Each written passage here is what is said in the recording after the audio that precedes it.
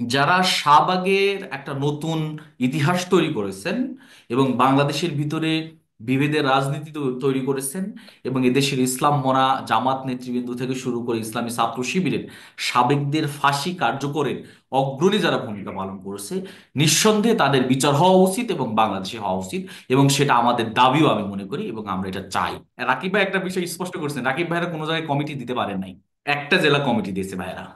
আমাদের কিন্তু সারা বাংলাদেশে সকল জেলায় কমিটি আছে, সকল উপজেলায় কমিটি আছে।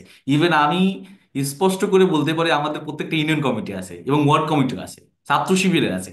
কাজেই আমরা যদি গোপনই থাকি তাহলে আমাদের কমিটি থাকে কেন? হুম। বরগুনার যে ভাইটের ব্যাপারে কথা আসছে, বরগুনার যুবদল কর্মী নাসির, নাসিরের হত্যার ব্যাপারে যে শিবিরকে দায়ী করা হচ্ছে, এটা আমি যদি বলি যে পুলিশের বক্তব্য বা যমুনা টেলিভিশনের বক্তব্য, আমার মনে হয় যে একটু যাচাই করা উচিত এখন।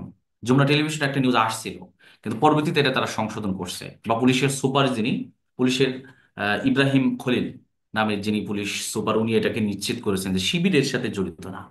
দ্বিতীয় এর চাইতে গুরুত্বপূর্ণ হলো যে পাথরঘাটা উপজেলার বিএনপির যিনি আহ্বায়ক চৌধুরী আহ, ফারুক, মোহাম্মদ ফারুক, উনি হুম। নিজেই স্পষ্ট করেছেন এখানে ছাত্র শিবিরের কোনো সম্পৃক্ততা নাই, এটার হুম। সাথে আওয়ামী লীগ বা অন্যান্যরা জড়িত। এবং যুবদলের পক্ষ থেকে একটা স্টেটমেন্টও দেওয়া হয়েছে, যে স্টেটমেন্টটা আমি আপনাকে দিয়েছি, আপনি দেখছেন। কাজেই এখানে রাকিব ভাই যেটা বলছে, রাকিব ভাই কোন জায়গা থেকে তথ্যগুলো নিয়েছেন আমি জানি না, আমার ওই কাছে মনে ছাত্র হয়েছে শিবিরের যে একটা কৌশলী অবস্থান ছিল, আওয়ামী লীগের সাথে ছাত্রলীগের সাথে মিশে গিয়ে এখন আবার ওই কথাটা আমি আবার বলবো। ছাত্রলীগ আহ, গ্রুপেই শোক ভাই, সেটা করছে।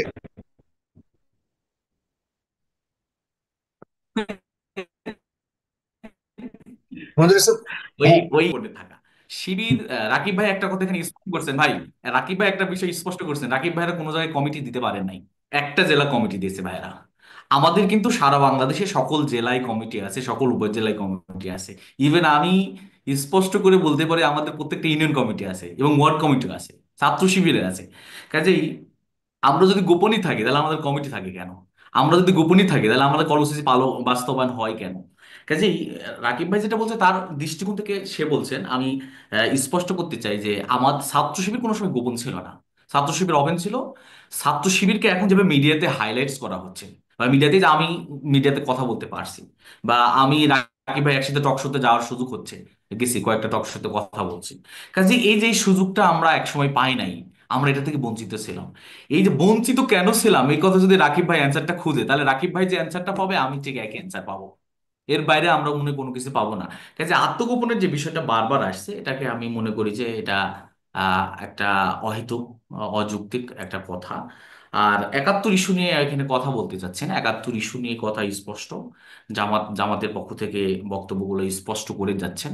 ছাত্র শিবির একাত্তরের জায়গায়, ছাত্র শিবির জন্ম ৭৭-এ, ছাত্র শিবিরকে বারবার একাত্তরের বেল মানে দেয়া হচ্ছে আর কি, ট্যাগ লাগানো হচ্ছে। এই যে ট্যাগের যে রাজনীতিটা, এই রাজনীতিটা এখনো কিন্তু আছে। এই রাজনীতির এই ট্যাগের এই ইস্যুগুলা বলতেন হলো হাসিনারা বলতো, আওয়ামী লীগ বলতো, ছাত্রলীগ বলতো। আমরা এখন এই ট্যাগ দেওয়ার রাজনীতি চাই না আর কি, আমরা চাই না, চাওয়া উচিত না। যদি চাই চাই আমরা, তাহলে এই যে দীর্ঘমেয়াদে একটা জাতি যে আমরা পিছিয়ে যাচ্ছি, 15 বছর যে আমরা ক্ষতিগ্রস্তর ভিতরে ছিলাম, এই জায়গা থেকে আমরা উঠতে পারবো না। আমি এই কথাগুলো বলে আমার কয়েকটা কথা বলতে চাচ্ছি। এর ভিতরে প্রথম হলো যে ছাত্র সংসদ ছিল একটা। জাতি আসলে জাতি বা এই যে বারবার রকুল ইসলাম রাকিব রাকিব ইসলাম রাকিব বলতে চাচ্ছেন যে আসলে ওই অধ্যায়টাকে ভুলে গিয়ে আপনাদেরকে সামনে আপনাদের সাথে ডিল করা উচিত হবে বলে মনে করেন, নাকি ওই ওই ইতিহাস তো আসলে কখনোই ভোলার মতো নয়, সে কারণে বারবার দেখা যাচ্ছে বিএনপি বিষয়টাকে সামনে আনছে? আপনি কি মনে করেন কিনা যে এটাকে একদম ভুলে গিয়েই সামনে এগিয়ে যাওয়া উচিত?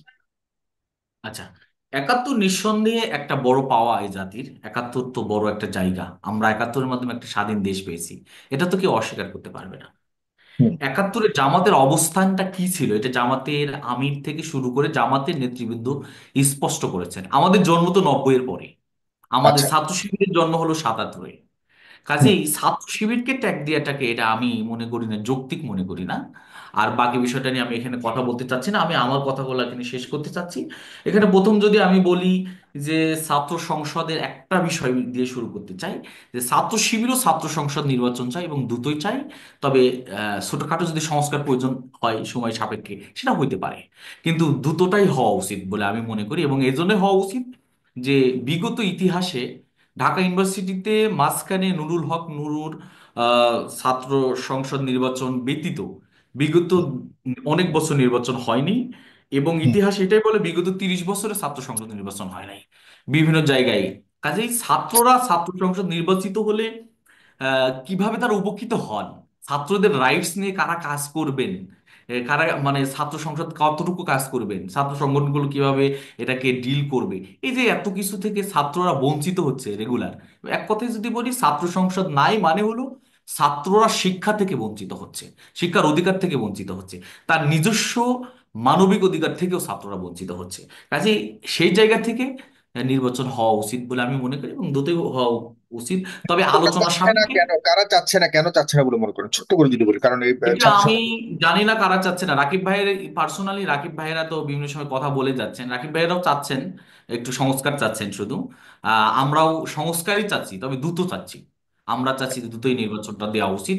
এবং কারণ হলো যে ছাত্র নির্বাচিত সংসদ। হলে, হ্যাঁ, ছাত্র সংসদ আর হুম। জাতীয় নির্বাচন ইস্যু তো আমরা আগে কথা বলে ফেলছি, এটা নিয়ে ছাত্র সংসদ নিয়ে আমাদের কথা শেষ। দ্বিতীয়ত হলো যে এটিএম আজহার ভাইয়ের ব্যাপারে, যিনি ঢাকা বিশ্ববিদ্যালয়ের ছাত্র শিবিরের সাবেক সভাপতি, বাংলাদেশ জামাত ইসলামীর আহ, সহকারী সেক্রেটারি এটিএম আজহার ভাই, আজহার ভাইয়ের ব্যাপারে হুম। মুক্তির ব্যাপারটাকে যদি বলি, আমরা ছাত্র শিবির মুক্তি চাই। মুক্তি চাই দেখেই তো গতদিন আমাদের যে সদস্য সম্মেলন ছিল সেখানে স্লোগান দেওয়া হয়েছে। আমরা তো স্লোগানকে আরো অ্যাপ্রিসিয়েট করছি, কারণ আমরা তো চাই, নিজেরা মুক্তি চাই। এবং হয়তো হাদি ভাই যেটা বলছেন, আমরা হয়তো পোস্টার করি নাই বা এরকম কোনো কিছু হয়তো আমরা করতে পারি নাই, তবে আমাদের ছাত্র শিবিরের সাবেক হিসেবে আমরা জোরালো মুক্তি চাই। আমরা বিভিন্ন মিটিং এ আমাদের বক্তব্যে এই কথাগুলো আসে, এবং আমরা আমাদের নেতৃবৃন্দ, স্পেশালি সিনিয়র যারা আছেন, জামাত নেতৃবৃন্দ বা ছাত্র শিবিরের সাবেক যারা আছে, তাদেরকে তার মামলা বা আনুষঙ্গিক বিষয়গুলোকে জিজ্ঞাসা করি কিভাবে তাকে মুক্ত করা হচ্ছে ইত্যাদি। এই জায়গাগুলো যেহেতু মানে তিনি তো এখন জামাতের অ্যাসিস্ট্যান্ট সেক্রেটারি, জামাত দেখেন, তবে আমাদের দাবিটা সবসময় আছে। দ্বিতীয়ত শাহবাগীদের ব্যাপারে কথা বলছেন, শাহবাগীদের ব্যাপারে কথা বলছেন, এবং মীর কাসেম শিবিরের প্রথম প্রতিষ্ঠাতা সদস্য। শাহবাগীদের আন্দোলনে একটা আলাদা পরিবেশ ক্রিয়েট হয় এবং ফাঁসি কার্যকর হয় জামাত নেতৃবৃন্দদের। এক্ষেত্রে আমরা বলতে চাই, যারা শাহবাগের একটা নতুন ইতিহাস তৈরি করেছেন এবং বাংলাদেশের ভিতরে বিভেদের রাজনীতি তৈরি করেছেন, এবং এদেশের ইসলাম মনা জামাত নেতৃবৃন্দ থেকে শুরু করে ইসলামী ছাত্র শিবিরের সাবেকদের ফাঁসি কার্যকরের অগ্রণী যারা ভূমিকা পালন করেছে, নিঃসন্দেহে তাদের বিচার হওয়া উচিত এবং বাংলাদেশে হওয়া উচিত। এবং সেটা আমাদের দাবিও আমি মনে করি, এবং আমরা এটা চাই। এটা হলো আমাদের কথা। শর্ট শর্ট কথাগুলো বলে যাচ্ছি। এরপরে যে বিষয়টা নিয়ে কথা বলতে চাচ্ছি, একজন ভাই আহ, কত প্রশ্ন করেছিলেন যে আহ,